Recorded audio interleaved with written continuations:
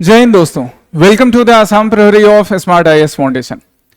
आज के आसाम प्रहरी सेशन में हम लोग लास्ट वीक का in depth current affairs analysis करेंगे, जो Assam specific Assam public service commission के जो एग्जामिनेशंस होते हैं उनको ध्यान में रखकर ये इन डेप्थ एनालिसिस जो स्टूडेंट इस बार अक्टूबर 2025 में एपीएससी सीसीई के मेंस में अपीयर करने वाले हैं उनके लिए तो बहुत ज्यादा इंपॉर्टेंट है, क्योंकि आपके most of the questions GS paper 1 से लेके 5 तक में उसमें करंट अफेयर्स को ध्यान में रखकर क्वेश्चन पेपर बनाया जाता है। इवन पेपर 1, 2, 3 में, जो कि मैं तुम्हें कई बार दिखाता हूं ना, जैसे आज ये जो टॉपिक्स देखेंगे, अब ये एक्ट ईस्ट पॉलिसी जो है वो इंडिया के इंटरनेशनल रिलेशन का भी पार्ट है, तो हम देखेंगे कि किस तरह से जीएस पेपर 5 और 2 को मिलाकर क्वेश्चन बन सकता है।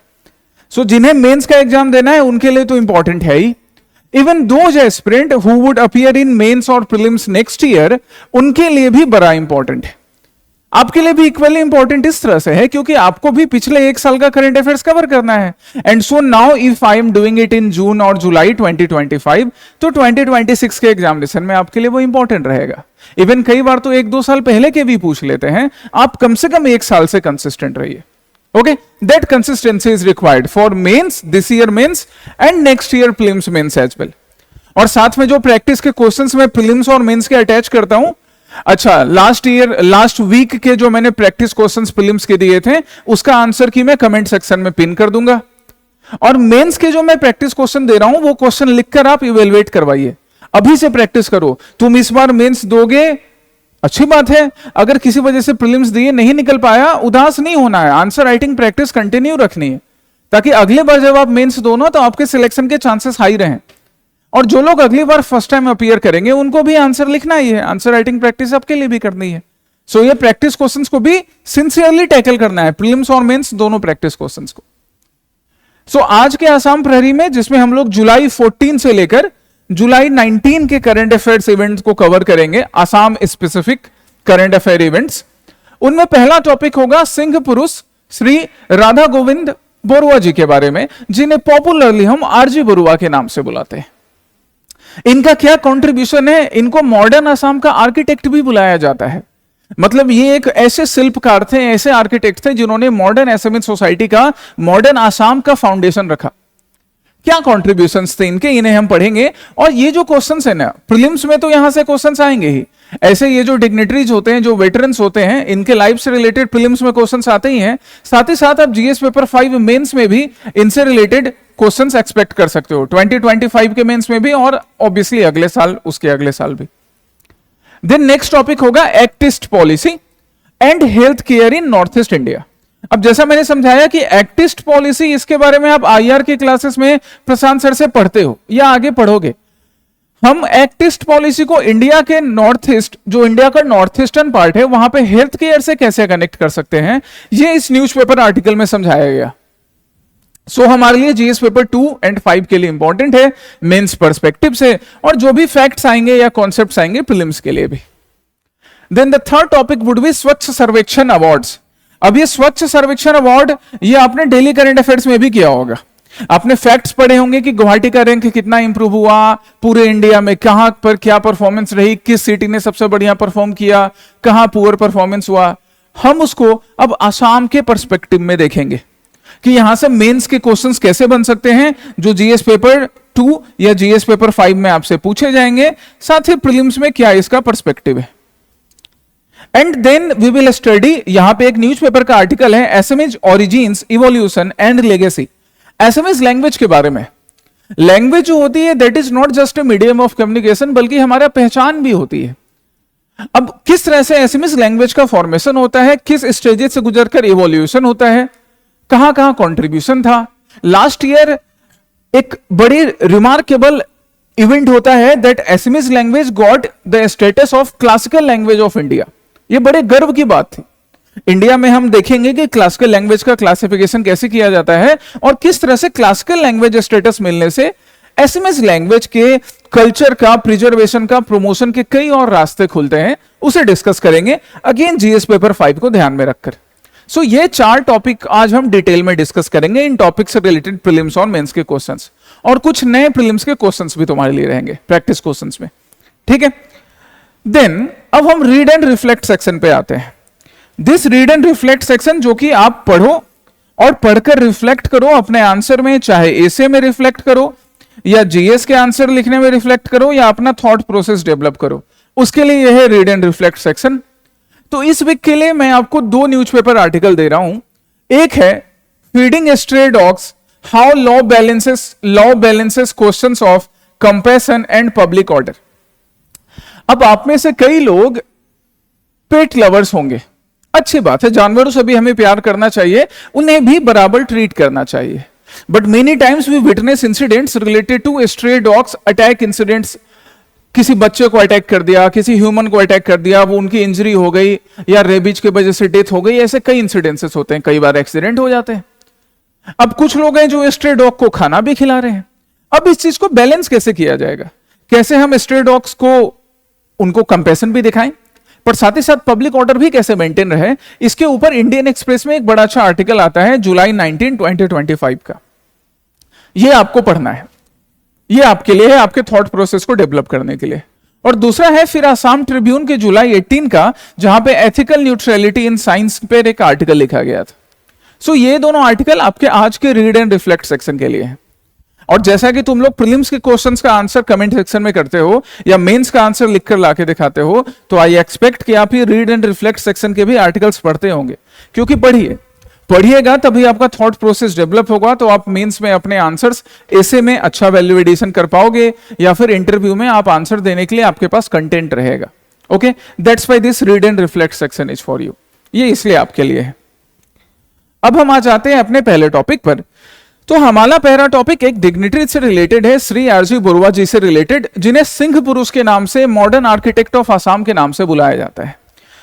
आसाम ट्रिब्यून में इनके ऊपर एक बड़ा अच्छा आर्टिकल छपा था और एक कोइंसिडेंस देखो, that he is the founder of Assam Tribune.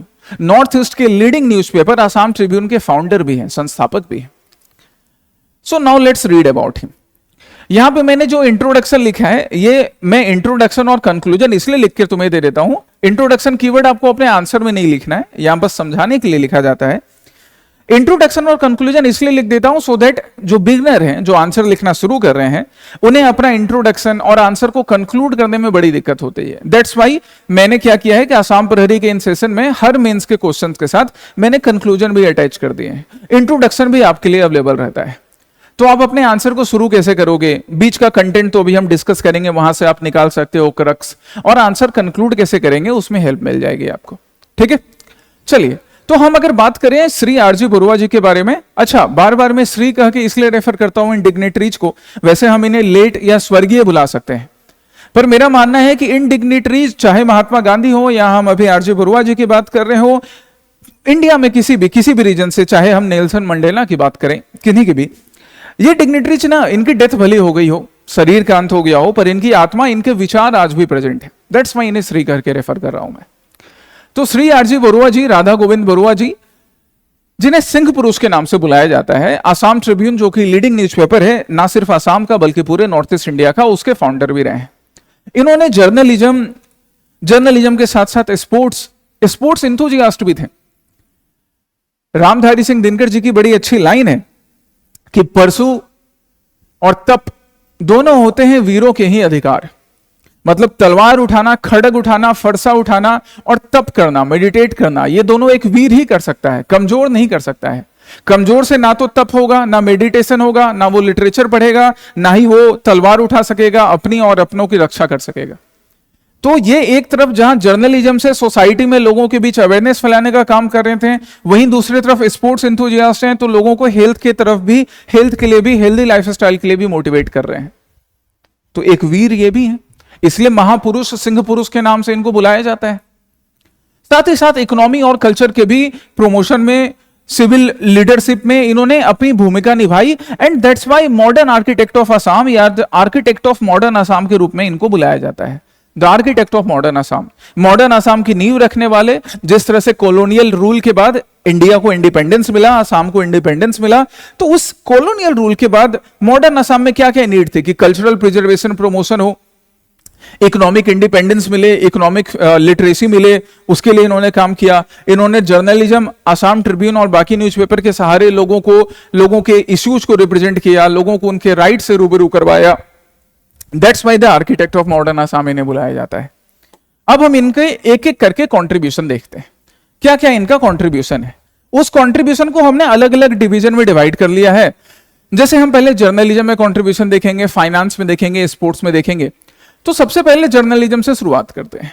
इनका जर्नलिज्म में जो कंट्रीब्यूशन है ना वो अनमैच्ड है। जैसे हम आसाम ट्रिब्यून की अगर बात करें तो the Assam Tribune, this leading newspaper, हम सिविल सर्विसेज की तैयारी के लिए भी इसको रेफर करते हैं और लोग ऐसे भी न्यूज पढ़ने के लिए। इसके संस्थापक यही हैं, जिसकी शुरुआत होती है पहले एक इंग्लिश लैंग्वेज वीकली जो इन्होंने बोरुआ प्रेस से 1938 में स्टार्ट किया था। बट प्रॉपर आसाम ट्रिब्यून का एडिशन गुवाहाटी में कब से स्टार्ट होता है? चांदमारी से 1939 में। आप चांदमारी में जाओगे तो आपको आसाम ट्रिब्यून का एक ऑब्वियसली हेडक्वार्टर भी मिलेगा, ऑफिस भी मिलेगी। सो आसाम ट्रिब्यून की शुरुआत गुवाहाटी से 1939 में होती है। 1939 बड़ा रिमार्केबल ईयर है। 1939, इस 1939 में एक तरफ वर्ल्ड वॉर 2 की बिगनिंग हो रही है यूरोप में, और इंडिया से बिना पूछे ब्रिटिश प्राइम मिनिस्टर ने इंडिया का पार्टिसिपेशन डिक्लेयर कर दिया था, इसलिए कांग्रेस मिनिस्ट्री का रिजिग्नेशन भी होता है। कांग्रेस मिनिस्ट्री जो है वो रिजाइन भी करती है। ये हम लोग मॉडर्न हिस्ट्री की क्लासेस में पढ़ते हैं। यही 1939 का टाइम है जब त्रिपुरी सेशन में गांधी जी और त्रिपुरी सेशन, जब गांधी जी और सुभाष चंद्र बोस के बीच डिफरेंसेस हो गए, जिसके वजह से आगे सुभाष चंद्र बोस जी ने उन्हें कांग्रेस भी छोड़ना पड़ा, क्योंकि गांधी जी ने कांग्रेस वर्किंग कमेटी के मेंबर्स के नाम बताने से मना कर दिया था। जिन लोगों ने मॉडर्न हिस्ट्री पढ़ा है मुझे कमेंट सेक्शन में करके बताना अबाउट त्रिपुरी सेशन, कौन किन दोनों के बीच इलेक्शन कंटेस्ट हुआ, फाइनली प्रेसिडेंट का इलेक्शन कौन जीतते हैं, सुभाष चंद्र बोस जी के कांग्रेस छोड़ने के बाद फिर कांग्रेस प्रेसिडेंट की भूमिका कौन निभाते हैं, यह आप मुझे बताओगे। और एक और बात, त्रिपुरी पड़ता कहां पर है, इंडिया के किस स्टेट में अभी प्रेजेंट में त्रिपुरी है? तो 1939 में फॉर्मली ऑफिशियली आसाम ट्रिब्यून का फाउंडेशन होता है। आसाम ट्रिब्यून की फाउंडेशन की हम बात करें तो ये इंग्लिश डेली न्यूज़पेपर अभी पूरे नॉर्थ ईस्ट में एक लीडिंग न्यूज़पेपर के रूप में प्रेजेंट है। इसके अलावा बाकी एसएमएस पब्लिकेशंस भी, एसएमएस लैंग्वेज में भी बाकी न्यूज़पेपर जैसे दैनिक आसाम, दैनिक आसाम, अब जो लोग वर्नाकुलर लैंग्वेज में, एसएमएस लैंग्वेज में न्यूज के बारे में जानना चाहते हैं, न्यूज पढ़ना चाहते हो, उनको लेकर भी दैनिक आसाम की स्थापना होती है। आसाम बानी एंड साहित्य प्रकाश नाम की भी न्यूज़पेपर, इसमें भी इन्होंने कंट्रीब्यूट किया। ठीक है, जैसे इन्होंने आसाम बानी एंड साहित्य प्रकाश नाम का जो न्यूज़पेपर निकालते हैं, वीकली न्यूज़पेपर निकाल रहे हैं, इसमें नोटेबल पब्लिशिंग थी। जैसे नोटेबली इन्होंने क्या पब्लिश किया, 2 वॉल्यूम ऑफ बेज बरुआ रचनावली। अब यहां पर एक टर्म क्या है, बेज बरुआ रचनावली का एक notable publication in these newspapers. तो तुम्हारे लिए पहला टास्क अब एक यहां से क्या हो गया ना, आपको यह ढूंढना है दैट बेज बरुआ रचनावली किन से रिलेटेड है, कौन से हमारे ऑनरेबल विजनरी लिटरेचर के फील्ड में काम करने वाले श्रीमान थे जिन्होंने इस रचनावली को लिखा था। हिंट आपको यहां पर दिख रहा है, पर आप उनके बारे में पढ़िए जाकर। सो इन्होंने अपने न्यूज़पेपर में ना सिर्फ अपने व्यू लिखे बल्कि बाकी और भी जो लिटरेरी जीनियस थे उनके व्यू को भी प्रेजेंट किया। And that's why we can say that through his efforts, through his contribution to the journalism, he was not only, and एक तरफ हम इंग्लिश न्यूज़पेपर देख रहे हैं, एक तरफ एसएमएस लैंग्वेज में देख रहे हैं, so he was not only contributing in the development of English language but as well as SMS vernacular language as well. And that's why his works were not limited only to the people who were able to understand and read English, बल्कि जो लोग SMS language भी समझ सकते थे, SMS language बोलते हैं, उनके लिए भी इन्होंने देश दुनिया की खबरें न्यूज़पेपर में रिप्रेजेंट करने का काम किया, उनके इश्यूज को रिप्रेजेंट किया, उनके लिए अच्छे अच्छे कॉलम्स लिखे, उनको बाकी लिटरेचर से भी रूबरू करवाया। सो जर्नलिज्म के फील्ड में इनका बढ़िया कॉन्ट्रीब्यूशन है। यही रोल था मीडिया का जिसको इन्होंने बखूबी निभाया है। दूसरा कॉन्ट्रीब्यूशन अब हम स्पोर्ट्स के फील्ड में देखते हैं।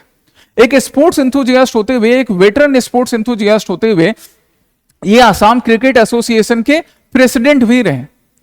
इवन इतना नहीं, आसाम क्रिकेट एसोसिएशन के प्रेसिडेंट के साथ साथ नेहरू स्टेडियम जो पूरे आसाम में, ना सिर्फ गुवाहाटी बल्कि पूरे आसाम में अपना एक इंपॉर्टेंस रखता है, उसकी स्थापना भी इनके लीडरशिप में होती है। कब? 1962 में। 1962 यह साल इंडिया चाइना वॉर के लिए भी जाना जाता है। उसी साल नेहरू स्टेडियम की भी स्थापना होती है। Apart from that Guwahati town club, यहां पर भी इनका काफी कंट्रीब्यूशन है। गुवाहाटी टाउन क्लब में भी, गुवाहाटी टाउन क्लब के साथ साथ बोरदोलोई ट्रॉफी जो नेहरू स्टेडियम में कंडक्ट करवाएंगे, जजेस फील्ड टूर्नामेंट्स, इंडोर स्टेडियम की स्थापना करना, fund raising exhibitions, fund raising matches करवाना, जिसमें दारा सिंह जैसे दिग्गज पहलवान भी आकर परफॉर्म कर रहे हैं, वो भी पार्टिसिपेट कर रहे हैं, जिससे फंड रेज किया जाएगा।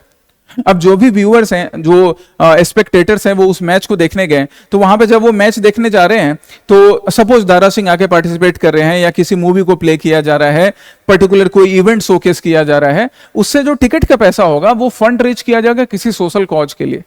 तो ये इस तरह से स्पोर्ट्स को यूज करके, या जैसे बैटमैन जैसे कैरेक्टर को, किंग कॉन्ग जैसे कैरेक्टर को यूज करके फंड रेज करने का भी काम कर रहे थे, ताकि सोशल कॉज भी फुलफिल कर सके। Rifle club and flying club की भी स्थापना करते हैं, उसका भी एस्टेब्लिशमेंट करते हैं।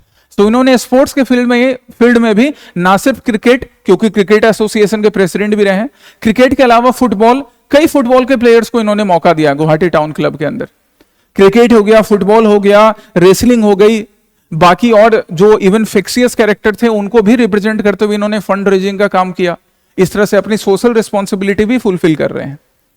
ठीक है, इतना ही नहीं, इसके अलावा और आप यहां पे देख सकते हो, ये जो पीछे बिल्डिंग है ये गुवाहाटी टी ऑक्शन सेंटर की है।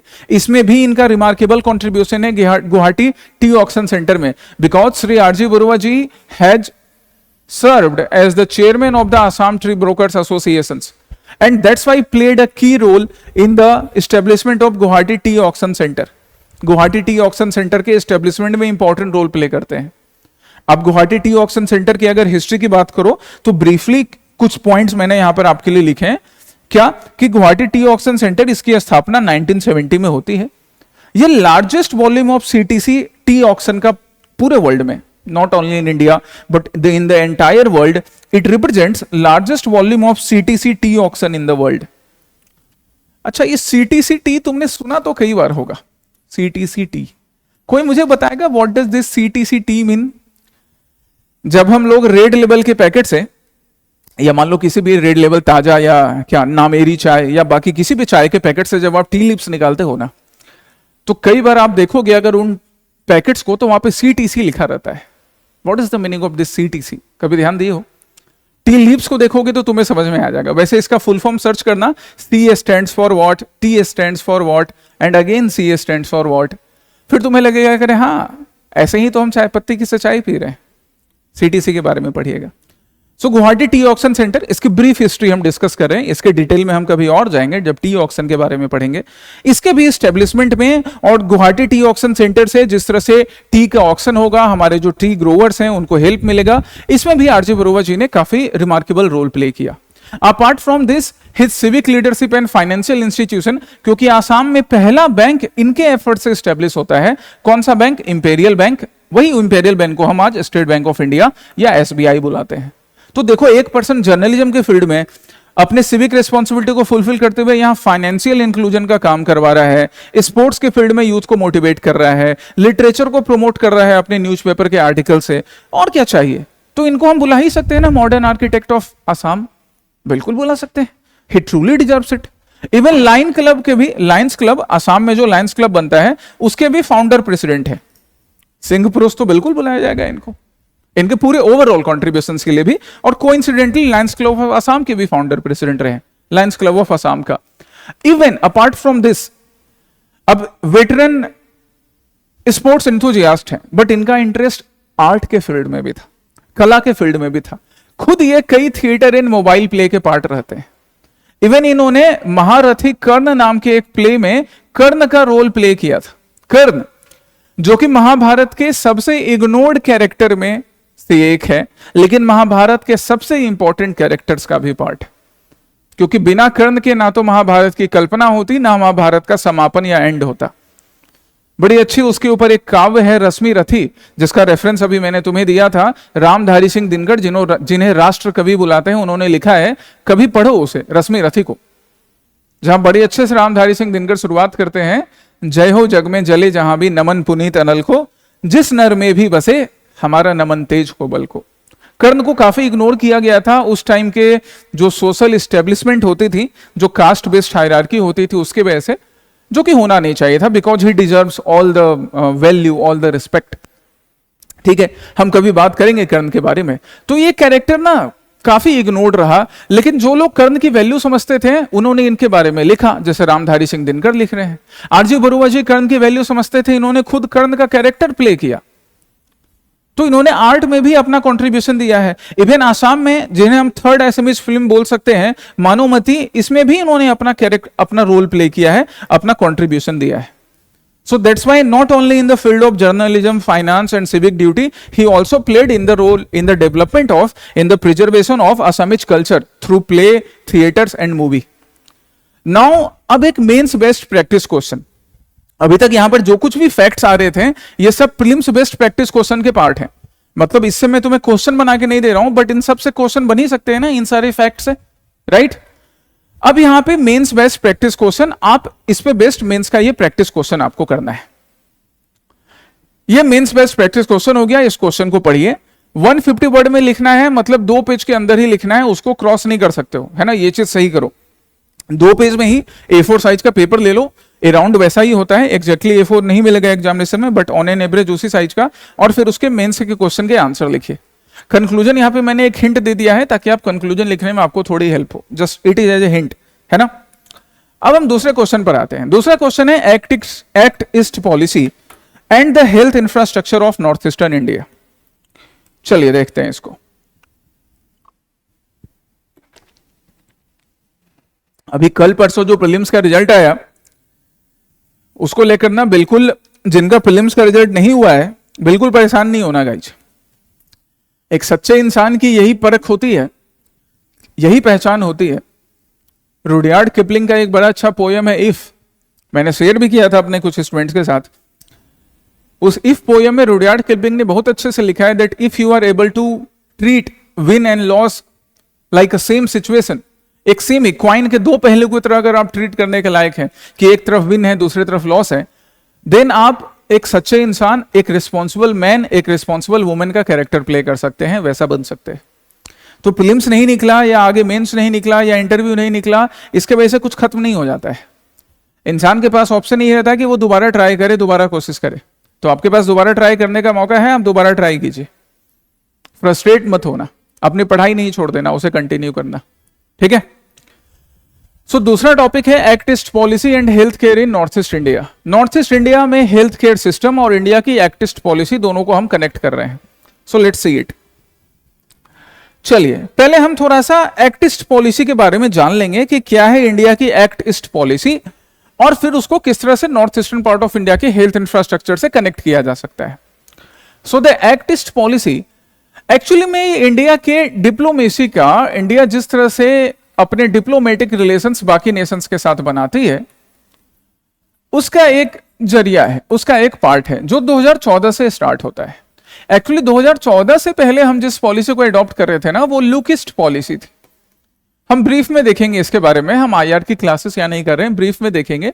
तो 2014 से पहले प्री 2014 हमारे इंडिया में Indian government look east policy पे वर्क कर रही थी कि अपने ईस्टर्न नेशंस के साथ, आप यहाँ देख सकते हो, यहाँ हमारा प्यारा भारत इंडिया और यहाँ पे हमारे ईस्टर्न नेशंस है, ऊपर चाइना नहीं, ये ईस्टर्न नेशंस, तो इनके साथ अपने रिलेशंस बेहतर बनाने के लिए हमने लुक ईस्ट पॉलिसी अडॉप्ट किया था 1990s के टाइम में। लेकिन लुक ईस्ट पॉलिसी में हमारे ऑनरेबल प्राइम मिनिस्टर मोदी ने बोला कि अब सिर्फ ईस्ट की तरफ देखना नहीं, बल्कि एक्ट ईस्ट की जरूरत है कि हम ऐसा एक्ट करें कि ईस्टर्न नेशंस के साथ हमारे रिलेशन इंप्रूव हो। और ये एक्ट ईस्ट की पॉलिसी सिर्फ डिप्लोमेसी तक सीमित नहीं रहे, बल्कि हमारा जो नॉर्थ ईस्टर्न इंडिया है, नॉर्थ ईस्टर्न भारत है, उत्तर पूर्वी भारत है, वहां पर भी एक्ट करने की जरूरत है। तो एक ज्यादा इंक्लूसिव अप्रोच 2014 से प्राइम मिनिस्टर मोदी जी ने अडॉप्ट किया। अब इस अप्रोच को लेकर जो north eastern part of India है, which actually serve as the connection, ये हमारा north eastern part of India हो गया, और ये हमारे नॉर्थ ईस्ट पार्ट में, ईस्टर्न पार्ट में ये हमारे नेशंस हो गए। तो इनके साथ रिलेशन अगर हम लोग लैंड रूट की बात करें तो वो इसी north eastern part of India से होकर गुजरेगा, जहां पे कई कल्चरल सिमिलैरिटीज भी हैं, ज्योग्राफिकल कंटिन्यूटी भी है। So that's why if we pay attention to this north eastern part of India, then हमारी एक्ट ईस्ट की पॉलिसी ज्यादा बढ़िया चलेगी, इंक्लूसिव चलेगी। और इसलिए आज हम लोग health care and economic catalyst की बात करेंगे कि किस तरह से health care system in the north eastern part of India is necessary to fully obtain the goals of act east policy. So जो मैंने तुम्हें यहाँ एक्ट ईस्ट के बारे में समझाया था, अभी वही यहाँ एक्ट ईस्ट पॉलिसी के बारे में लिखा है कि एशिया पैसिफिक रीजन में, एशिया पैसिफिक रीजन में जो भी स्टेट्स हैं उनके साथ अपने रिलेशन बनाने के लिए, या और डायरेक्टली कहें तो आसियान नेशंस जो हैं, आसियान नेशंस। अच्छा, इंडिया आसियान का पार्ट है क्या? बताना जरा, इंडिया आसियान का पार्ट है कि नहीं है? पहले भी तुमने पढ़ा है ये। तो आसियान नेशंस के साथ इंडिया अपने रिलेशंस कैसे इंप्रूव कर लेगा, इसके लिए इंडिया कौन सी पॉलिसी यूज कर रहा है? एक्ट ईस्ट की पॉलिसी। पहले लुक ईस्ट की पॉलिसी थी, जैसा मैंने तुम्हें बताया 1990s के टाइम में। क्यों 1990s के टाइम में? क्योंकि कोल्ड वॉर खत्म हो रहा था और थोड़े टाइम के लिए यूएसएसआर ब्रेक हो चुका था। अब उसकी कंडीशन उतनी अच्छी तभी नहीं रही थी। तो हमने सोचा कि अब हम यूएसए के साथ और यूएसए के एलाइज जो साउथ ईस्ट एशिया में हैं उनके साथ अपने रिलेशन बेहतर करेंगे। यूएसए के एलाइज साउथ ईस्ट एशिया में जो यूएसए के एलाइड नेशन हैं, एंड दैट्स वाई हमारे ऑनरेबल प्राइम मिनिस्टर, तभी जो प्राइम मिनिस्टर थे पीवी नरसिम्हा राव जी, इन्होंने लुक ईस्ट पॉलिसी अडॉप्ट की थी। हमारे कंट्री में जो एलपीजी रिफॉर्म्स होता है, एलपीजी मतलब लिक्विड पेट्रोलियम गैस नहीं, लिबरलाइजेशन, प्राइवेटाइजेशन एंड ग्लोबलाइजेशन, ये भी पीवी नरसिम्हा राव साहब के टाइम में हो रहा है। और उस टाइम में फाइनेंस मिनिस्टर कौन थे एलपीजी रिफॉर्म्स के टाइम में? बताना जरा मुझे। तो उस टाइम में पीवी नरसिम्हा साहब ने as a prime minister look east की पॉलिसी लॉन्च की। अभी 2014 में प्राइम मिनिस्टर मोदी जी ने एक्ट ईस्ट की पॉलिसी के बारे में बोला। प्राइम मिनिस्टर मोदी खुद बोलते हैं, आप कोट कर सकते हो, that he highlighted 4C of act east policy: culture, commerce, connectivity and capacity building. Now look at this point, culture. If we pay to the attention of northeastern part of India, northeastern part of India में जो states हैं, अगर हम उनके culture पे ध्यान दें तो हमें कई जगहों पर, कई स्टेट्स में सिमिलैरिटीज दिखेंगी विथ आसियान नेशंस और the Nations of eastern part of India. India के ईस्टर्न पार्ट में जो नेशंस हैं, तो वो कल्चरल सिमिलैरिटी अगर हम लोग north east part of India में देख रहे हैं, देन यहां पे अगर इसे प्रिजर्व प्रमोट किया जाएगा तो ईस्टर्न नेशंस के साथ हमारे रिलेशन बढ़िया होंगे। कॉमर्स के इंप्रूव करना, तो कॉमर्स को इंप्रूव करने के लिए economic potential of north east, इस इकोनॉमिक पोटेंशियल को और ज्यादा बढ़ाने की जरूरत है। कनेक्टिविटी इंप्रूव करने की जरूरत है, एंड ओवरऑल कैपेसिटी बिल्डिंग जिसमें ह्यूमन हेल्थ एक इंपॉर्टेंट रोल प्ले करेगा, उसकी जरूरत है। And that's why in act east policy the north eastern part of India it play a very important role. यहां आप मैप के थ्रू देख सकते हो, एक तरफ north eastern part of India के हमारे स्टेट्स और इस तरफ हमारे ईस्टर्न साउथ ईस्ट एशिया के नेशंस हैं, जिनके साथ हमें एक्ट ईस्ट पॉलिसी से अपने रिलेशन बढ़िया बनाने हैं। मैप ड्रॉ किया करो, map work is very important. Map work की इसलिए हम लोग क्लासेस भी करवाते हैं कि आप मैप वर्क सीखें। अदरवाइज स्टूडेंट को लगता है कि अरे हम तो सब ऐसे ही याद कर लेगा, ऐसे नहीं होता है ना। कालिदास नहीं है कि एक बार जो चीज देखा याद हो गया, उनको मां काली का आशीर्वाद था। आपको मेहनत करके मां काली का आशीर्वाद हासिल करना होगा। तो अपने पेज गंदे कीजिए, A4 साइज का ₹1 वाला मैप आता है ना, वो खरीद लो और उस पर ड्रॉ करो इस मैप को। एटलस ले लो और वहां पे देखो कौन सा पॉइंट कहां है, और क्लास में जब मैप वर्क करवाया जाए तो उसको सिंसियरली देखो, ठीक है। चलिए, ये आसियान नेशंस हैं, किस तरह से हम लोग एक्ट ईस्ट पॉलिसी में इन नेशंस के साथ अपने रिलेशन बनाते हैं। अब हम आते हैं रैशनैले फॉर हेल्थ केयर, कि क्यों एक्ट ईस्ट पॉलिसी में हमें हेल्थ केयर के ऊपर काम करने की जरूरत है, क्या इंपॉर्टेंस है हेल्थ केयर का। तो हेल्थ केयर का इंपॉर्टेंस है इकोनॉमिक रेजिलियंस डेवलप करने के लिए, क्योंकि जो हमारे स्किल्ड मेडिकल प्रोफेशनल्स हैं या even semi skilled medical professionals या टेक्नीशियंस हैं, they can develop a robust public health system. और ये रोबस्ट पब्लिक हेल्थ सिस्टम पूरे north eastern part of India के लिए एक बढ़िया इकोनॉमिक सिस्टम डेवलप करेगा। And this robust economic system in northeastern part of India would help us in developing, in maintaining good Act East policy. ठीक है, that's why एक economic resilience develop करने का रैशनैले डेवलप हो गया।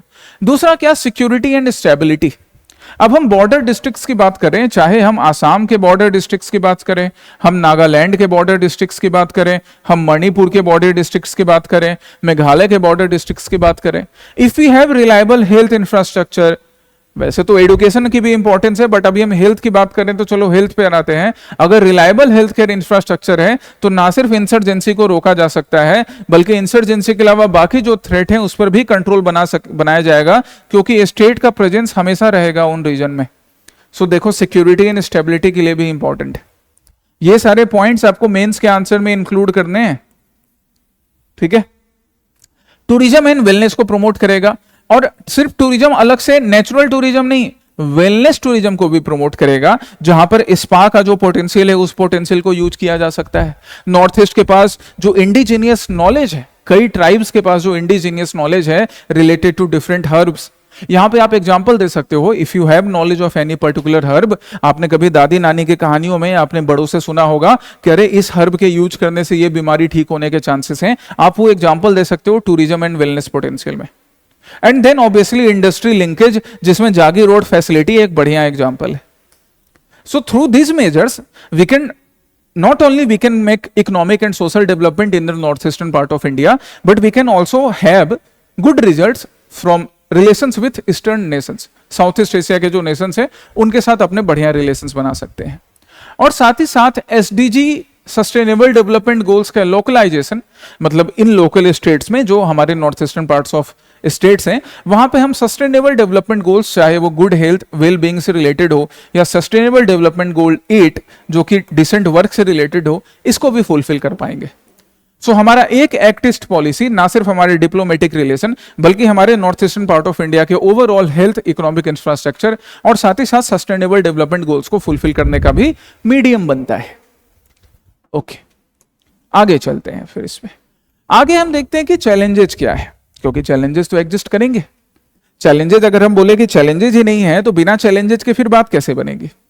तो चैलेंजेस क्या होते हैं, तो चैलेंजेस इजीली तुम विटनेस कर सकते हो, कुछ ऐसा नहीं है कि तुमको पहले से पता नहीं है।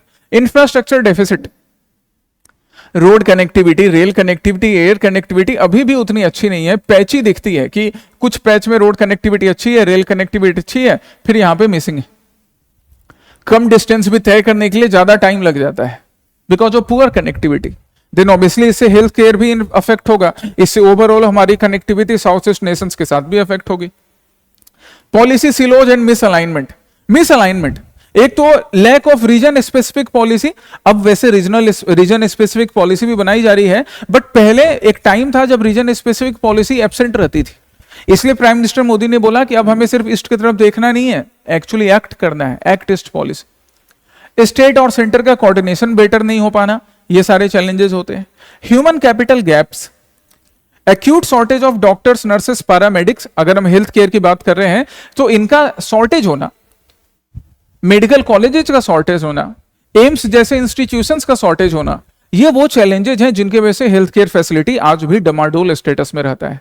And then implementation and trust deficit, अभी भी लोगों के बीच में एक ट्रस्ट डेफिसिट रहता है। जिनके पास पैसा रहता है वो अपने अच्छे इलाज के लिए बिहार चले जाते हैं, पटना चले जाते हैं, कोई बेंगलुरु चले जा रहा है, कोई हैदराबाद जा रहा है, कोई चेन्नई जा रहा है। But that trust should be develop, और वो ट्रस्ट कैसे डेवलप होगा, तो हम इंफ्रास्ट्रक्चर पे काम करेंगे। हम जो भी ह्यूमन है, चाहे वो मेडिकल प्रोफेशनल्स हो, डॉक्टर्स हो, नर्स हो, बाकी टेक्नीशियंस हो, उनकी कैपेसिटी बढ़ाएंगे, रोबस्ट बनाएंगे हेल्थ केयर को, तो लोग यहां से माइग्रेट भी नहीं करेंगे। माइग्रेट मतलब टेम्पररी माइग्रेशन हेल्थ फैसिलिटीज के लिए। क्या क्या स्ट्रेटेजिक इंटरवेंशन पॉसिबल है जिससे हम इस चीज को एड्रेस कर सकते हैं। तो स्ट्रेटेजिक इंटरवेंशन की बात करें तो क्रॉस सेक्टर प्लानिंग यूनिट्स की जरूरत है। क्रॉस सेक्टर प्लानिंग यूनिट्स, देखो यहां स्टेट लेवल कमेटी बनाना जिसमें पब्लिक हेल्थ एक्सपर्ट के साथ साथ इकोनॉमिस्ट भी होंगे, जिसमें इंफ्रास्ट्रक्चर प्लानर्स का भी रोल होगा। अब पब्लिक हेल्थ एक्सपर्ट के साथ इकोनॉमिस्ट इसलिए जरूरी होते हैं क्योंकि पब्लिक हेल्थ के कंडीशन को इंप्रूव करने के लिए आपको इकोनॉमिक फाइनेंशियल सपोर्ट की जरूरत है, तो वहां पे ये इकोनॉमिस्ट अपना रोल प्ले कर सकते हैं। इंस्टीट्यूशनल कैपेसिटी बिल्डिंग, जैसे नए एम्स या एम्स जैसे बाकी इंस्टीट्यूशंस का एस्टेब्लिशमेंट करना। डिजिटल हेल्थ इंफ्रास्ट्रक्चर के लिए प्राइम मिनिस्टर की जो आयुष्मान भारत स्कीम है या बाकी स्कीम से उसको डिजिटाइज करना, पब्लिक प्राइवेट पार्टनरशिप को बिल्ड करना, कम्युनिटी एंगेजमेंट एंड अकाउंटेबिलिटी को बढ़ाना, ये सब वैसे मेजर्स हैं। जैसे यहां देखिए अलग से भी मैंने मेंशन कर दिया है कुछ example, Ayushman Bharat digital mission, PM Ayushman Bharat health infrastructure mission. तो इन मेजर्स को एडॉप्ट करके जो हेल्थ केयर फैसिलिटी में कुछ चैलेंजेस, कुछ इश्यूज प्रेजेंट हैं, उन इश्यूज को एड्रेस किया जा सकता है, जिससे ना सिर्फ नॉर्थ ईस्ट के लोगों के लिए एक बेटर हेल्थ केयर फैसिलिटी मिलेगी, बल्कि वो बेटर हेल्थ केयर फैसिलिटी एक सस्टेनेबल, एक हेल्दी ह्यूमन पोटेंशियल का, ह्यूमन वेल्थ का क्रिएशन करेगा, जनरेशन करेगा, जिससे north eastern part of India और इंडिया की एक्ट ईस्ट पॉलिसी और ज्यादा स्ट्रेंथन हो सकेगी। एक सक्सेसफुल एग्जांपल भी मैंने यहां इंक्लूड किया है और फिर हम लोग सिर्फ मेंस के क्वेश्चन पर आएंगे। सक्सेसफुल एग्जांपल क्या, Tata trust governance of Assam public private partnership model पर, जो कि आसाम कैंसर केयर फाउंडेशन की बात कर रहा है। तो आसाम कैंसर केयर फाउंडेशन जो है वो टाटा ट्रस्ट और गवर्नमेंट ऑफ असम का पब्लिक प्राइवेट पार्टनरशिप मॉडल है, जिसका इंपैक्ट क्या होगा? शायद आप में से भी कई लोगों को कभी जरूरत पड़ी होगी कैंसर फैसिलिटीज के लिए, कैंसर से रिलेटेड रिसर्च या इलाज के लिए। अब धीरे धीरे लोग यहां रुख कर रहे हैं असम कैंसर केयर फाउंडेशन की तरफ। हालांकि इसमें भी बहुत काम होना बाकी है, बट फिर भी काफी हद तक काम हो चुका है। तो ये पब्लिक प्राइवेट पार्टनरशिप एक बढ़िया अच्छा इनिशिएटिव है, जिससे कैंसर पेशेंट्स को या कैंसर से रिलेटेड जो भी रिसर्च हो सकते हैं, मेडिकल फैसिलिटी हो सकती है, वो अवेलेबल करवाना। And that's why this is a good example, एक सक्सेसफुल एग्जांपल है। ऐसे कई एग्जांपल्स, यहां तो पब्लिक प्राइवेट पार्टनरशिप की बात कर रहे हैं ना, एक काम इसमें मंदिर भी कर सकते हैं, बड़े जो मंदिर ट्रस्ट होते हैं वो भी कर सकते हैं। जैसे एक एग्जांपल मैं तुम्हें और बताता हूं, तुम अगर पटना जाओगे, पटना बिहार, तो पटना बिहार में आप जैसे ही पटना के मेन रेलवे स्टेशन से बाहर निकलोगे ना, तो वहां एक मंदिर है लॉर्ड हनुमान को डेडिकेटेड, जिसको लोग महावीर मंदिर बुलाते हैं। और महावीर मंदिर काफी बड़ा मंदिर है, काफी बड़ा ट्रस्ट है। तो महावीर मंदिर अपने तरफ से कैंसर रिसर्च इंस्टीट्यूट भी चलाता है। वैसे कई और हॉस्पिटल्स भी हैं अब महावीर मंदिर कैंसर रिसर्च, महावीर मंदिर ट्रस्ट के अंदर, बट ये एक बहुत फेमस हॉस्पिटल है। काफी कम रेट पर यहां पर इलाज किया जाता है कैंसर के पेशेंट का। महावीर मंदिर cancer research institute Patna Bihar में, और इसको चला कौन रहा है? महावीर मंदिर ट्रस्ट चला रहा है। तो ऐसे मंदिर से रिलेटेड ट्रस्ट आसाम में भी प्रेजेंट है, या सपोज चर्च से रिलेटेड ट्रस्ट आसाम के अलावा नागालैंड में भी या मेघालय में भी प्रेजेंट है। दे कैन ऑल्सो कॉन्ट्रीब्यूट, वो भी कॉन्ट्रीब्यूट कर सकते हैं हेल्थ केयर फैसिलिटीज को इंप्रूव करने के लिए, है ना। ये एग्जाम्पल याद रखिएगा। चलिए अब आपके लिए मेंस बेस्ड एक प्रैक्टिस क्वेश्चन, जो अभी हमने एक्ट ईस्ट पॉलिसी और नॉर्थ ईस्ट के हेल्थ इंफ्रास्ट्रक्चर की बात की, उसको अलाइन करके एक मेंस का प्रैक्टिस क्वेश्चन आपके लिए। ये 250 वर्ड है, तो इसको 4 पेज में लिखने की कोशिश करनी है। देन नेक्स्ट टॉपिक है हमारा स्वच्छ सर्वेक्षण 2024-25, उसका 9th एडिशन और उसके रिपोर्ट।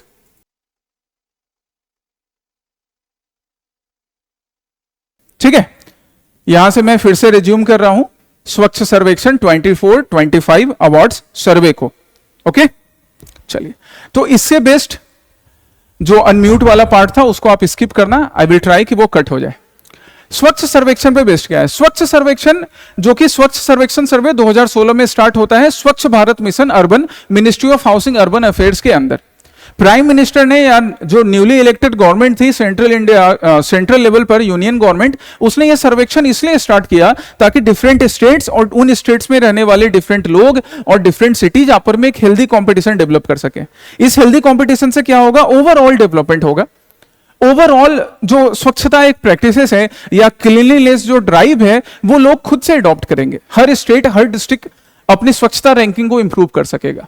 हम स्वच्छ सर्वेक्षण 2024-25 की बात करें तो यहां पे क्या की इंडिकेटर्स ध्यान में रखे गए सर्वे डिसाइड करने के लिए? विजिबल क्लीनलीनेस, मतलब हमारे रोड्स पर, हमारे सीवर्स में क्या सच में देखने पे क्लीनलीनेस लगता है?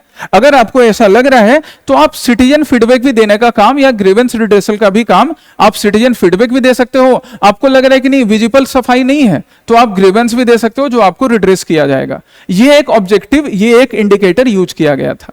हालांकि इसमें कई फ्लॉ हैं, क्योंकि कई जगहों पर ऐसा देखा गया कि सिटी की रैंकिंग तो अच्छी है, बट लोगों ने कंप्लेन किया कि इस रैंकिंग के लिए तो हमारा जो पार्टिसिपेशन है, जिसकी बात कर रहे हैं, वो फीडबैक लिया ही नहीं गया। इस फ्लॉ को भी हम बाद में डिस्कस कर लेंगे। देन क्या है? Overall welfare of sanitation workers. Sanitation workers के वेलफेयर को भी ध्यान में रखा गया है। ये बड़ी अच्छी बात है कि जो हमारे सैनिटेशन वर्कर हैं, क्या अब वो मैनुअल स्कैवेंजिंग तो नहीं कर रहे हैं? उनके पास मैकेनाइजेशन है स्वच्छता के लिए या नहीं? उनको बाकी फैसिलिटीज मिल पा रही हैं कि नहीं? ये भी एक मेजर लिया गया है, जो कि बहुत अच्छी बात है। इससे ना एक्चुअली में सोशल अपलिफ्टमेंट भी होगा। सोशल अपलिफ्टमेंट भी होगा। किनका सोशल अपलिफ्टमेंट होगा? जो हमारे सैनिटेशन वर्कर्स हैं। उसके साथ साथ एक ओवरऑल इकोसिस्टम डेवलप करना, एडवोकेसी फॉर स्वच्छता, जिससे लोगों का पार्टिसिपेशन इंक्रीज होगा, कम्युनिटी पार्टिसिपेशन को इंक्रीज किया जाएगा एडवोकेसी फॉर स्वच्छता से। मैकेनाइजेशन ऑफ डीस्लजिंग सर्विसेज, डीस्लजिंग करने का काम कौन करते हैं? स्लज निकालने का काम नाले से कौन करते हैं? हमारे सैनिटेशन वर्कर। तो अगर मैकेनाइजेशन किया जा रहा है तो देखो उनकी कंडीशन इंप्रूव होगी कि नहीं। ये पॉइंट और ये पॉइंट एक दूसरे से कनेक्ट हुआ। सो दैट्स वाई इन इंडिकेटर्स को ध्यान में रखकर, चाहे सॉलिड वेस्ट मैनेजमेंट हो, access to sanitation facilities, bathroom facilities on इन सिटीज वो हो सके, वाटर जो है, जो यूज्ड वाटर है, उसको रीट्रीट करके फिर से इरिगेशन के लिए, क्लीनिंग के लिए यूज किया जा सके। ये सारे फैसिलिटीज को ध्यान में रखकर स्वच्छ सर्वे किया गया है। आपको अपने मेंस के आंसर के लिए ये सारे पॉइंट्स याद करने की जरूरत नहीं है, या इन सारे पॉइंट को एक्सप्लेन नहीं करना है। आप बस इन पॉइंट्स को ध्यान में रखिए। मेंस के आंसर में आप ऐसे 2-3 पॉइंट, ये जितने भी यहां पे आपको पॉइंट्स देख रहे हैं 7-8 पॉइंट्स, आप 2-3 मेंशन कर सकते हो कि इन सारे इंडिकेटर को ध्यान में रखकर एक्चुअली स्वच्छ सर्वेक्षण 2024-25 प्लान किया गया है। ठीक है। देन क्या ऑब्जेक्टिव फुलफिल करने के लिए, तो ऑब्जेक्टिव फुलफिल करने के लिए पहला ऑब्जेक्टिव क्या, fostering healthy competition among cities to improve their performance on sanitation parameter. अभी हम गुवाहाटी के भी रैंकिंग देखेंगे और हम हमेशा से इंदौर की रैंकिंग देखते आए हैं कि इंदौर हमेशा टॉप परफॉर्मर रहा है, फर्स्ट पोजीशन पर रहता है। तो गुवाहाटी की जो अर्बन लोकल बॉडीज है या जो लोग गुवाहाटी में सैनिटेशन के लिए रिस्पॉन्सिबल हैं, वो इनके साथ हेल्दी कंपटीशन में रहेंगे कि हमें भी इंदौर की तरह रैंक हासिल करना है, हमें भी अचीव करना है इंदौर का रैंक। तो ये हो गया हेल्दी कंपटीशन प्रमोट करना, एक सिग्निफिकेंस मिल गया, एक ऑब्जेक्टिव मिल गया। Improved sanitation services delivery by cities to its citizens. Different cities में रहने वाले जो सिटीजन्स हैं उनको इंप्रूव्ड सैनिटेशन फैसिलिटी देना, जो कि एक बेसिक राइट है, जो मिलना चाहिए हर सिटीजन को। Encouraging large scale citizen participation and creating awareness on importance of स्वच्छता। स्वच्छता की प्रैक्टिसेस को और प्रमोट करना, इनकरेज करना लोगों को। इन सारे ऑब्जेक्टिव को फुलफिल किया जा रहा है थ्रू स्वच्छ सर्वेक्षण। ऐसे ये जो फिगर मैंने इसलिए इंक्लूड किया कि आप अपने आंसर में भी, मेंस के आंसर में ऐसे फिगर इंक्लूड कर सकते हो। ओके, चलिए अब हम देखते हैं टॉप परफॉर्मर स्टेट्स कौन कौन से हैं, किन स्टेट्स ने कैसा परफॉर्म किया है। Let's see this.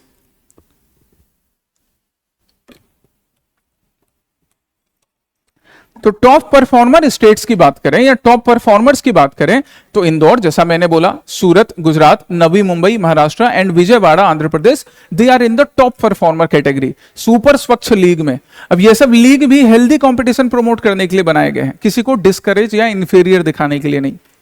दूसरी एक कैटेगरी है टॉप स्वच्छ शहर, जिसमें अहमदाबाद, भोपाल और लखनऊ आता है। फिर एक कैटेगरी है प्रॉमिसिंग स्वच्छ शहर, जिसमें गुवाहाटी भी आता है।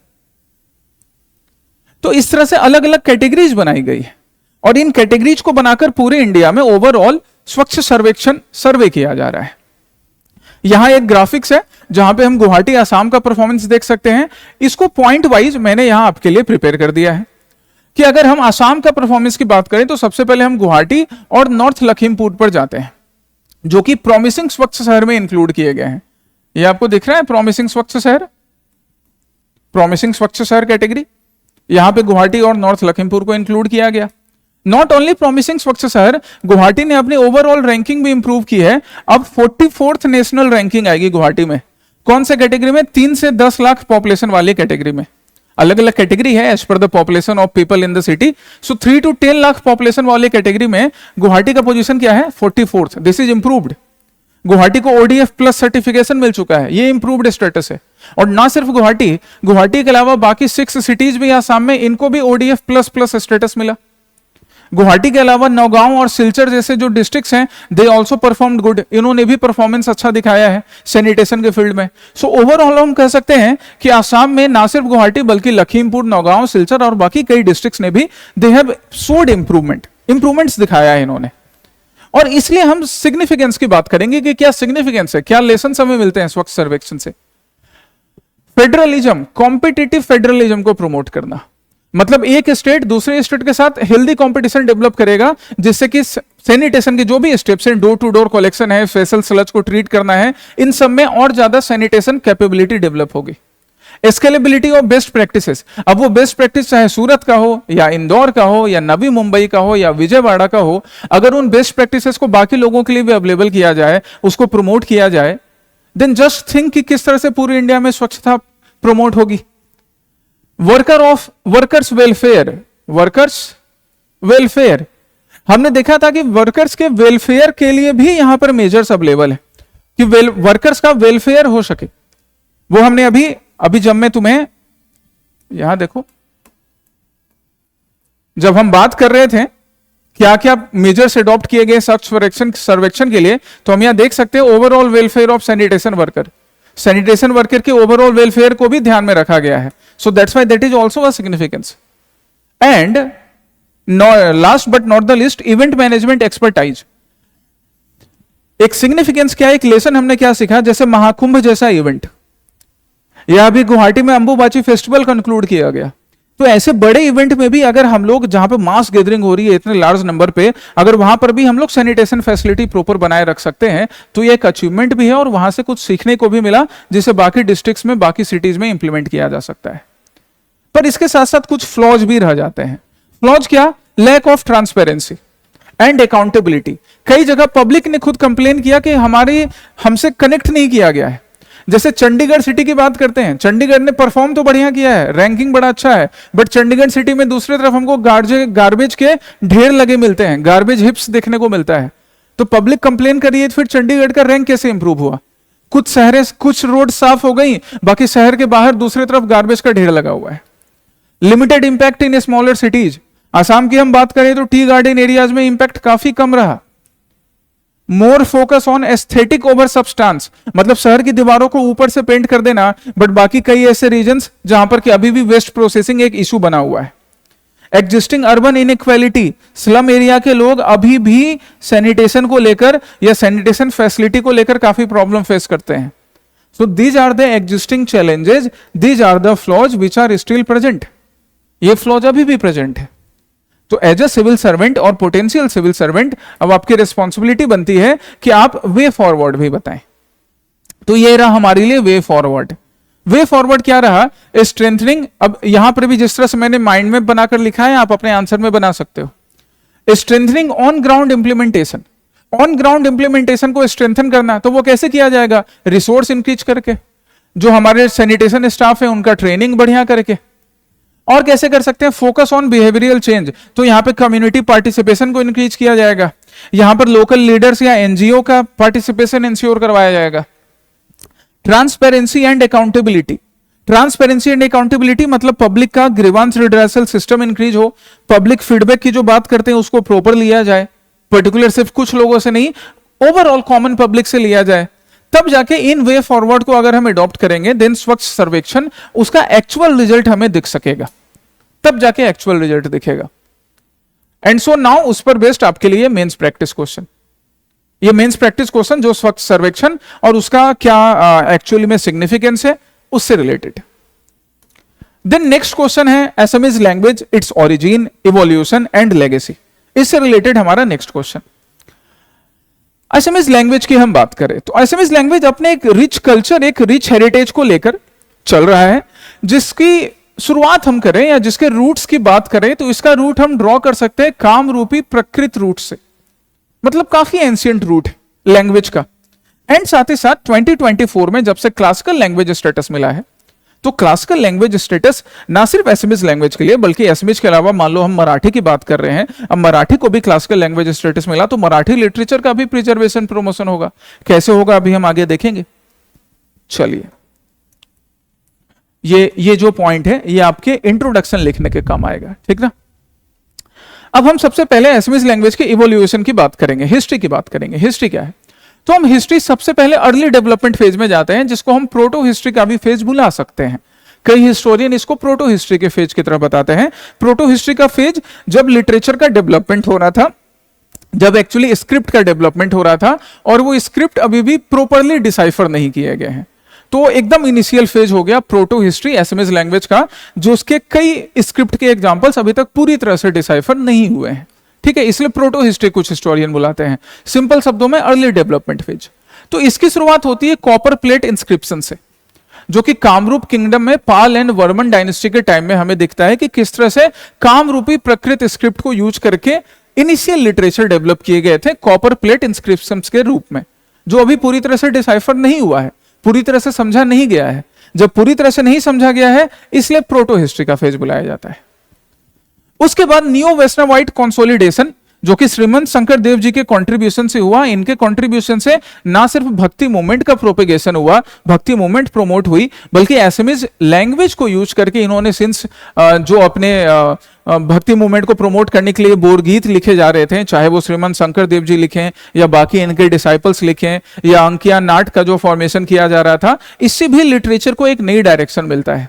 सो हम लोग दो स्टेज में डिवाइड कर सकते हैं। आगे फिर थर्ड स्टेज मॉडर्न लिटरेचर का डेवलपमेंट का देखेंगे। एक हो गया प्रोटो हिस्ट्री, एकदम एंशियंट डेवलपमेंट, और फिर 16th सेंचुरी के अराउंड, 17th सेंचुरी के अराउंड न्यू वेस्टर्नाइट कंसोलिडेशन का फेज। अब हम मॉडर्न स्टेज में आते हैं कि मॉडर्न हिस्ट्री वाला जो फेज था वहां पर किस तरह से हिस्ट्री का डेवलपमेंट होता है। तो पहले कॉलोनियल हिस्ट्री आती है, ब्रिटिश हिस्ट्री, जहां पे एक्चुअली लैंग्वेज को सप्रेस किया गया था, इवोल्यूशन होने से रोका गया। लेकिन आप किसी चीज को सप्रेस करोगे तो वो आगे बढ़ेगा ही। सप्रेस कैसे हुआ? 1836 की बात करते हैं, क्योंकि ये वाला जो टाइम पीरियड है ना, ये dark age of SMS language भी माना जाता है। Why dark phase of SMS language? Because जब ब्रिटिश के पास आसाम का कंट्रोल आता है, दिन इन्होंने एसएमएस की जगह किस लैंग्वेज को प्रमोट किया था? बंगाली लैंग्वेज को। ये एसएमएस वर्सेस बांग्ला लैंग्वेज का जो टसल चल रहा है, जो अभी भी कई बार देखा जाता है, अभी भी हम कई बार स्टेट के पॉलिटिकल लीडर्स को, दो स्टेट के आसाम और बंगाल के पॉलिटिकल लीडर्स को आपस में देखते हैं कि बहस हो जाती है। इसका एक रीजन कॉलोनियल हिस्ट्री में भी प्रेजेंट है। 1836 में when the British try to impose Bengali और Bangla language over the people of Assam. क्यों? क्योंकि उन्होंने बंगाल को अपना सेंटर बनाया था, Bengal presidency, because of that reason. हालांकि फिर कई अमेरिकन बैप्टिस्ट मिशनरी जो थे, इन्होंने अपना कंट्रीब्यूशन दिया, जिससे लैंग्वेज ग्रो करती है। और इनके कंट्रीब्यूशन से ज्यादा एक्चुअली में फिर अब कंट्रीब्यूशन किनका है? इंडिया में जो लोग, मतलब जो असम इंडिया में जो लोग एसएमएस लैंग्वेज को प्रमोट करने की कोशिश कर रहे थे, जैसे अरुणोदय के थ्रू, जो कि फर्स्ट एसएमएस न्यूज़पेपर होगा, या हेमचंद बरुआ जी के थ्रू, जिन्होंने ऑथर किया किसको? हेमकोश को। पहली डिक्शनरी आप बुला सकते हो, फर्स्ट इटिमोलॉजिकल डिक्शनरी एंड की text book for SMS language. तो इन लोगों के कंट्रीब्यूशन से, ऐसे लिटरेचर के कंट्रीब्यूशन से मॉडर्न फेज में 19th और 20th सेंचुरी में धीरे धीरे फिर से एसएमएस लैंग्वेज ने अपनी पहचान पाली। और फिर उसके बाद जोनाकी इरा क्या, या जोनाकी जो एसएमएस लैंग्वेज मैगजीन्स थी, उनका कंट्रीब्यूशन काफी अच्छा रहा। वैसे कोइंसिडेंस ये था कि ये मैगजीन का पब्लिकेशन कलकत्ता से हो रहा था। 19th सेंचुरी की हम बात कर रहे हैं, 1889 देखो, पब्लिकेशन कलकत्ता से हो रहा है, लेकिन एसएमएस लैंग्वेज के प्रमोशन में बढ़िया अच्छा रोल प्ले किया इन्होंने। और वहां पे हमारे जो लिटरेरी जीनियस हैं, लक्ष्मीनाथ बेजबरुआ जी, चंद्र कुमार अग्रवाला जी, इनके बारे में हमने अलग अलग सेशन में भी पढ़ा है। They actually spearheaded, they actually lead the romantic and modernise Assamese literature, जिनको हम जोनाकी इरा या जोनाकी मैगजीन्स के नाम से जानते हैं। असम साहित्य सभा, इन्होंने भी अपना, इस ऑर्गेनाइजेशन ने भी एसएमएस लैंग्वेज के प्रमोशन, एसएमएस लैंग्वेज के प्रिजर्वेशन और इसको और स्प्रेड करने में अपना इंपॉर्टेंट रोल प्ले किया। तो इस तरह से हमने अलग अलग स्टेज देखा। क्या स्टेज देखा? हमने देखा कि सबसे पहले अर्ली डेवलपमेंट फेज, जहां पे कॉपर प्लेट इंस्क्रिप्शन हमें मिले, हम प्रोटो हिस्ट्री भी बुलाते हैं क्योंकि पूरा डिसाइफर नहीं किया गया। फिर दूसरा स्टेज हमें क्या मिला? जब श्रीमंत शंकरदेव और उनके डिसाइपल भक्ति मूवमेंट प्रोपेगेट कर रहे थे, न्यू वैष्णवाइट मूवमेंट, तो वहां पर एसएमएस लिटरेचर, एसएमएस लैंग्वेज को यूज करके लिटरेचर लिखे गए। और फिर मॉडर्न ईरा में 19th सेंचुरी में, 20th सेंचुरी में किस तरह से इन लोगों ने एसएमएस लैंग्वेज का प्रमोशन किया। अब हम क्लासिकल लैंग्वेज वाले स्टेटस पर आ जाते हैं। इंडिया में क्लासिकल लैंग्वेज की बात करें तो इंडिया में क्लासिकल लैंग्वेज की शुरुआत के लिए 2004 का टाइम बड़ा इंपॉर्टेंट है। 2004, क्योंकि 2004 में एक नई कैटेगरी इंक्लूड की गई। कौन सी कैटेगरी? Classical language category. इसके लिए कमेटी भी बनाई गई थी, linguistic expert committee. Linguistic expert committee जो मिनिस्ट्री ऑफ कल्चर बनाती है, 2004 की बात कर रहे हैं हम, 2004 है ना, वे बैक। इस कमेटी को यही टास्क दिया था कि इंडिया में कई ऐसे लैंग्वेजेज हैं जिन लैंग्वेज से रिलेटेड हमारे पास रिच लिटरेचर है, इनकी अपनी रिच हिस्ट्री है, लेकिन ये रिच हिस्ट्री, रिच लिटरेचर होने के बाद भी इन लैंग्वेज का प्रिजर्वेशन नहीं हो पाता है या प्रमोशन नहीं हो पाता है। आगे जाकर धीरे धीरे पहले 6 इंडियन लैंग्वेजेज, जैसे तमिल 2004 में, संस्कृत 2005 में, Telugu and Kannada 2008, Malayalam in 2013 and Oriya in 2014, इनको क्लासिकल लैंग्वेज का दर्जा दिया गया। उसके बाद अब बाकी लैंग्वेजेज, अभी प्रेजेंट की हम बात करते हैं तो प्रेजेंट में आपके पास ये लैंग्वेजेज हैं, यहाँ टाइमलाइन भी देख सकते हो, जिन्हें क्लासिकल लैंग्वेज का दर्जा इंडिया में दिया गया है, इंडिया के अलग अलग पार्ट से रिलेटेड। क्लासिकल लैंग्वेज के लिए क्राइटेरिया क्या होते हैं? तो कुछ यहाँ पे क्राइटेरिया भी मेंशन्ड है, आप एक बार पढ़ सकते हो ये क्राइटेरिया फॉर योर नॉलेज, अपने नॉलेज के लिए।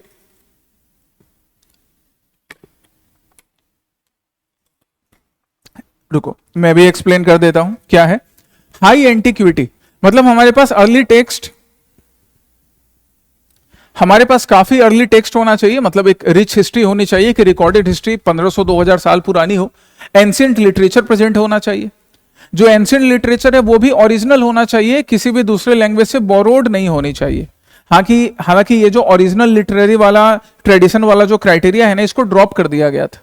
यहां देखिए, original literary criteria it was drop, इसलिए ड्रॉप कर दिया गया क्योंकि इंडिया में ऑलमोस्ट ऑल एंशिएंट लैंग्वेज जो है वो कहीं ना कहीं एक दूसरे से रिलेटेड है। तो ये डिफरेंस बड़ा हो जाता है कि दो लैंग्वेज के बीच में कौन ज्यादा पुराना है, या किसने दूसरे लैंग्वेज से बोरो किया या नहीं किया, दूसरे लैंग्वेज का किसी के ऊपर इंपैक्ट पड़ा नहीं पड़ा। दैट्स वाई ये ओरिजिनल जो लिटरेरी ट्रेडिशन है इस क्राइटेरिया को ड्रॉप कर दिया गया था। खैर, वो सारे क्राइटेरिया यहां पर मेंशन है। अब हम आते हैं बेनिफिट्स क्या होगा क्लासिकल लैंग्वेज स्टेटस मिलने का। तो बेनिफिट होता है 2 इंटरनेशनल अवार्ड। कौन कौन से international award? Presidential award and certificate of honour, और साथ ही साथ महर्षि बद्रायन सम्मान अवार्ड।